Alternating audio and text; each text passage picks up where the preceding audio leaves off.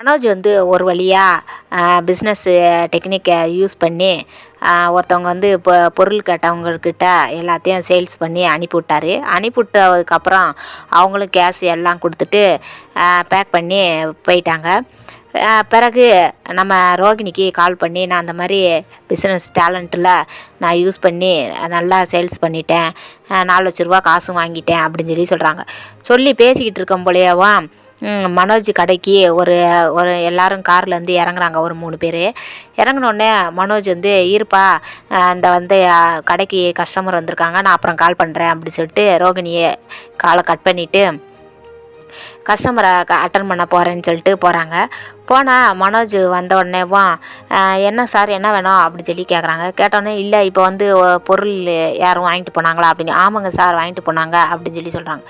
சொன்ன உடனேவும், சரி எங்கே சார் இருக்குது, எங்கே காட்டுங்க, அவங்க என்னென்ன வாங்கினாங்கன்ட்டு எல்லாம் பார்க்குறாங்க. என்னென்ன வாங்கினாங்க என்ன இதுன்னு சொல்லுங்கள் அப்படின்ட்டு. அதுக்கு மனோஜ், உங்களுக்கு ஏன் அதெல்லாம் தேவையில்லாது, நீங்கள் என்ன வேணும் சொல்லுங்கள் அப்படின்னு சொல்கிறாங்க. இல்லை நாங்கள் இன்கம் டேக்ஸ்லேருந்து வந்திருக்கோம் அப்படின்னு சொல்லிட்டு அவங்க அந்த ஐடி கார்டை எடுத்து காமிக்கிறாங்க. காமிச்ச உடனேவும் மனோஜுக்கு பக்குன்னு ஆகிடுச்சு. உடனேவும் அந்த இங்கே தான் வந்தாங்க, இப்படி தான் காசு கொடுத்தாங்க, இப்படி தான் வாங்கினாங்க, பொருள் வாங்கினாங்க அப்படின்ட்டு எல்லா டீட்டெயிலும் கொடுக்குறாங்க.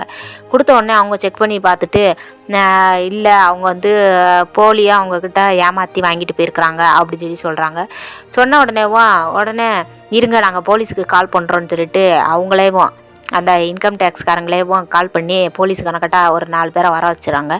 வந்த உடனே யார் என்ன ஏதுன்னு சொல்லியும், இந்த மாதிரி உங்களோட பொருள் எங்கள் ஸ்டேஷனில் இருக்குது, நீங்கள் வந்து வாங்கிக்கிறலாம் அப்படி சொல்லிவிட்டு நம்ம மனோஜ்கிட்ட காசு வாங்கிக்கிட்டு அந்த இன்கம் டேக்ஸ்காரங்களும் போயிடுறாங்க, இந்த போலீஸ்காரங்களும் காசு வாங்கிட்டு போயிடுறாங்க. போனதுக்கப்புறம் மனோஜ் வந்து போய் அந்த ஸ்டேஷன் நம்பரு இதெல்லாம் சொல்லியிருக்கிறாங்க, அதில் போய் கேட்குறாங்க. கேட்ட உடனேவும் அங்கே போய் பார்த்தா போலீஸ்காரங்க வந்து, என்னது நாங்களா 4,00,000 பொருளா நாங்கள் ஏன் வாங்கி வச்சுருக்குறோம் அப்படின்னு சொல்லிட்டு மனோஜை பிடிச்சி சத்தம் போடுறாங்க. போட்ட உடனேவும் மனோஜுக்கு அப்போ தான் தெரியுது நம்ம ஏமாந்துட்டோம் போல் அப்படின்னு சொல்லிட்டு. உடனேவும் ஐயோ நம்ம அந்த 4,00,000 அவனோ போலி காசுன்னு சொல்லிட்டு எடுத்துட்டும் போயிட்டான், பொருளும் போயிடுச்சே, இது ஏமாந்தது ரோஹிணிக்கு தெரிஞ்சனா நம்மளை கேவலமாக நினப்பாளே, அசிங்கமாக நினப்பாளே அப்படி சொல்லி நினச்சிட்டு மனோஜ் என்ன பண்ணுறாரு, வேகமாக வீட்டுக்கு வந்துட்டு நம்ம விஜயா கிட்ட சொல்கிறாங்க. சொல்லும் போல் விஜயா வந்துட்டு, என்னது ஏமாந்துட்டியா, எப்படிடா ஏமாந்த அப்படின்னா நடந்த விஷயம் எல்லாத்தையும் சொல்கிறாங்க ஸ்டெப்பாக.